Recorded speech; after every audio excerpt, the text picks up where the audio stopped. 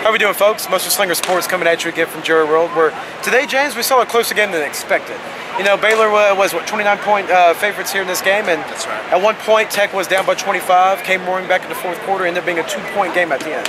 Yeah, it did, and it really hurt Baylor. Early on, they lost 2 running backs, Chafin, and went out with a dislocated elbow in the first quarter, part of that 2-headed rushing attack we always talk about with Shock Linwood.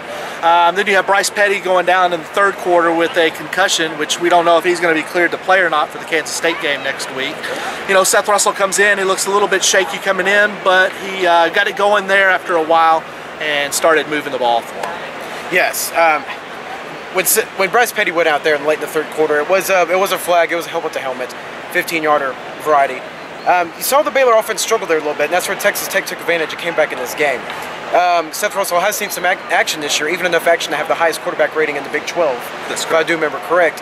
And probably not after today. But. Yeah, definitely not after today.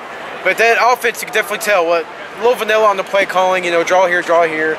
He's a little bit off on some of those back shoulder fades, and that offense did struggle there a little bit.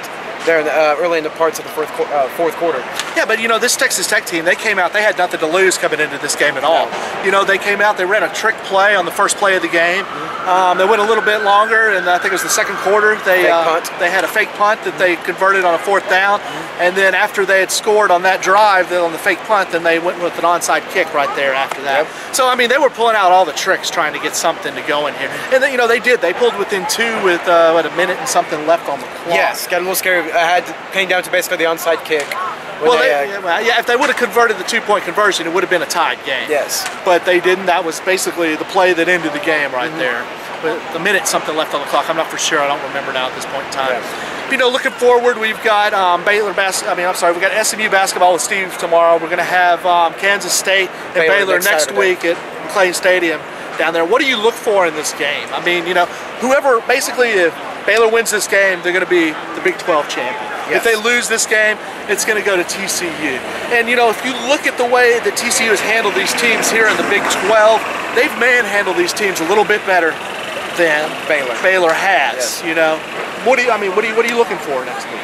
It's pretty much up in the air right now. You don't know if you're going to have Seth Russell or Bryce Petty starting the game next Saturday against Kansas State. So if Seth Russell, if he's got to start the game next Saturday against Kansas State, probably see a heavy dose of the running game. And with what's his name out with the dislocated elbow, it's going to be a lot of get those running backs in the backfield again like they did 2 weeks ago against Oklahoma State. Yeah, well, I'm fully confident that Johnny Jefferson can come in there and do something. They're going to have to make some adjustments. It's not going to be the same kind of type of game that you're seeing from Baylor where they're getting 50 points per game and 550 yards per game. It'll be a different style of game that Baylor will have to play with if they play without Bryce Petty, I think. Yeah, I'm just glad they came away with a win.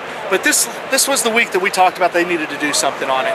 Especially with Mississippi State losing today, with Florida having another close game against Florida there that went down to the end.